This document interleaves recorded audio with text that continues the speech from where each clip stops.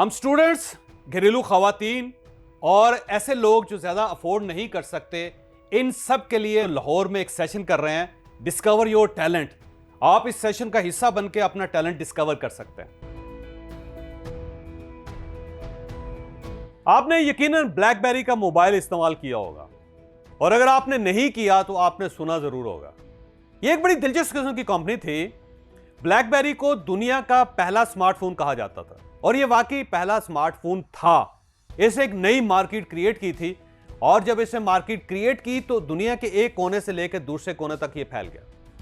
यानी कोई शख्स पूरी दुनिया में, अगर वो कामयाब है, अगर वो बिजनेसमैन है, अगर वो ब्यूरोक्रेट है, अगर वो मैटर करता है उस सोसाइटी में, तो ऐसा हो नहीं सकता कि उसके हाथ में ब्लैकबेरी का मोबाइल ना हो। यानी 2009 में दुनिया में स्मार्टफोन्स की जितनी बड़ी मार्केट थी, उसमें 50% शेयर सिर्फ एक कंपनी का था, और उसका नाम था ब्लैकबेरी। यानी ये हो नहीं सकता कि आप अगर एग्जेक्टिव हैं और आपके पास ब्लैकबेरी ना हो और आप उसके ऊपर कम्युनिकेशन ना कर रहे हो। इतनी बड़ी कंपनी थी। लेकिन 2014 में आप हैरान हो जाएंगे कि 2009 यानी 50% शेयर दुनिया का ब्लैकबेरी के पास, और 2014 में वो शेयर 1% रह गया। यानी 49% शेयर उनके हाथ से निकल गया और दुनिया आगे शिफ्ट हो गई। है ना हैरान कुन बात। और 2022 यानी इस सन के अंदर, जिसके अंदर हम, आप और मैं जिंदगी गुजार रहे हैं, इसमें ब्लैकबेरी बंद हो गई। यानी पूरी कंपनी का चैप्टर ही क्लोज हो गया। तो ये सारे दफ्तर ही बंद हो गए, उसमें डिफॉल्ट कर गई कंपनी। और कंपनी कितनी बड़ी थी?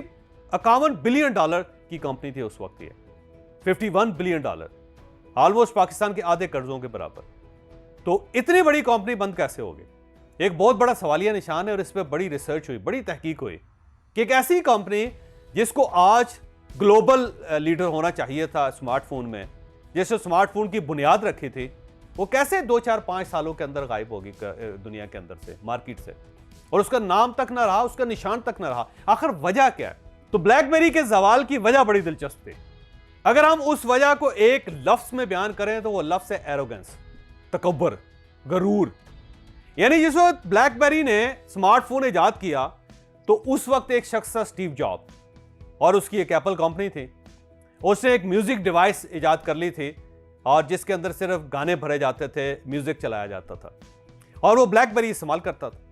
तो उसके ज़हन में अचानक आइडिया आया कि ये बड़ी जबरदस्त डिवाइस है, लेकिन उसके ऊपर बटन लगे हैं, और इन बटन्स को टच करने में, मैसेज लिखने में बड़ा टाइम वेस्ट हो जाता है। तो मैं अगर एक ऐसी स्क्रीन बना लूं जिसे हम टच स्क्रीन कहें, कि जिसके ऊपर टक टक टक टक टक टक टक आपको किसी बटन के ऊपर हाथ पुश ना करना पड़े, सिर्फ इनसे उभरे और आप सिर्फ उंगलियों के साथ टच करके पूरा मैसेज लिख के उसे टच करके आगे भिजवा दें, तो इससे बहुत सा टाइम भी सेव हो जाएगा, और उसकी मेमोरी भी बहुत ज्यादा हो सकेगी, और उसके ऊपर बहुत से फीचर्स हो सकेंगे। तो स्टीव जॉब ने सोचा कि मुझे ये करना चाहिए, और स्टीव जॉब ने ये कर लिया। जब उसने आईफोन इजाद कर ली और आईफोन मार्केट में आया, तो इस फोन ने सबसे पहले ब्लैकबेरी को टक्कर दी। तो लोगों ने ये कहना शुरू कर दिया कि अगर फ्यूचर में ब्लैकबेरी का कोई मुकाबला कर सकता है तो वो आईफोन है। लिहाजा ब्लैकबेरी को फौरी तौर पर सोचना चाहिए कि हम इनका कैसे मुकाबला कर सकते हैं। लेकिन ये खबर जब ब्लैकबेरी के सीईओ तक पहुंची तो एरोगेंस की इंतहा पे था। उसने कहा कि ये हो ही नहीं सकता कि दुनिया बटन्स को छोड़ के एक ऐसे खिलौने की तरफ चले जाए जिसके अंदर टक टक नहीं है, जिसके अंदर सिर्फ टच किया जा रहा है। तो उसका ये कहना था कि ये टच स्क्रीन का फार्मूला नाकाम हो जाएगा, और ब्लैकबेरी को कोई शख्स दुनिया में शिकस्त नहीं दे सकता। हमने स्मार्टफोन इजाद किया था, और हम दुनिया का आखिरी स्मार्टफोन होंगे। लिहाजा ये एरोगेंस उनको खाती चली गई, और दूसरी तरफ नई टेक्नोलॉजी जिसको हम टच स्क्रीन कहते हैं, वो एप्पल को बनाती चली गई, और अल्टीमेटली आईफोन पूरी मार्केट का लीडर बन गया, और ब्लैकबेरी देखते ही देखते खत्म हो गए।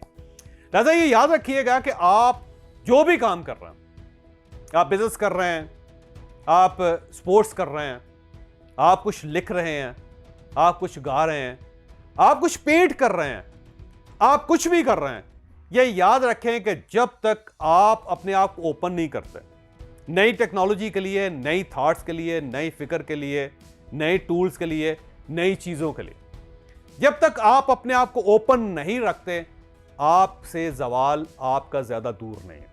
लिहाजा आप किसी वक्त भी जवाल का शिकार हो सकते हैं। टेक्नोलॉजी एक बड़ा ब्रेन होता है, यानी कलेक्टिव ब्रेन की एक प्रोडक्ट होती है, जब बहुत से लोग मिलकर उसको डेवलप करते हैं। और जब आप उसको इग्नोर कर देते हैं तो फिर उसके बाद क्या होता है? उसके बाद वही हश्र होता है जो लखनऊ के नवाबों का हुआ कि गाड़ियां आ गई लेकिन वो टांगों पे बग्गियों पे बैठ के सफ़र करते रहे। उनका ये कहना था कि जो कोचवान के पीछे बैठ के सफ़र करने का मज़ा है, जो घोड़े की दुम की मौसीकी सुनने का मज़ा है, जो उसकी ठक ठक तुक तुक सुनने का मज़ा है, वो गाड़ी का नहीं। लिहाजा फिर क्या हुआ? वो पूरी की पूरी तहजीब ही खत्म हो गई और गाड़ियों वाले आगे निकल गए। लिहाजा याद रखिएगा कि आप जो कुछ भी कर रहे हैं अपने आप को ओपन रखें, एरोगेंस न करें, क्योंकि जब आप एरोगेंट हो जाएंगे तो फिर आपका सवाल शुरू हो जाएगा। देखिए, दो चीजें होती हैं, एक होती है कॉम्पिटेंसी और एक होता है कॉन्फिडेंस। आपको कॉम्पिटेंट ज्यादा होना चाहिए, कॉन्फिडेंस ज्यादा नहीं होना चाहिए। जब आप बगैर कॉम्पिटेंसी के आप कॉन्फिडेंट हो जाते हैं तो वो कॉन्फिडेंस गुरूर में बदल जाता है और फिर वो गुरूर वही काम करता है, उसी हशर तक पहुंचाता है जिस हशर तक ब्लैकबेरी पहुंच गया। लिहाजा ब्लैकबेरी की तस्वीर अपनी दीवार पर लगाएं, रोज उठते हुए उसको देखें और अपने आप से सवाल करें कि अगर एरोगेंस की वजह से ब्लैकबेरी सर्वाइव नहीं कर सका तो मैं कैसे सर्वाइव करूंगा। लिहाजा थोड़ा सा झुक जाया करें, थोड़ी सी आजिज़ी इख्तियार किया करें और अपने आप को नई चीज़ों, नई टेक्नोलॉजी के लिए ओपन रखा करें। आप सर्वाइव कर जाएंगे और अगर आपने ये ना किया तो आपको ब्लैकबेरी बनते ज़्यादा देर नहीं लगेगी।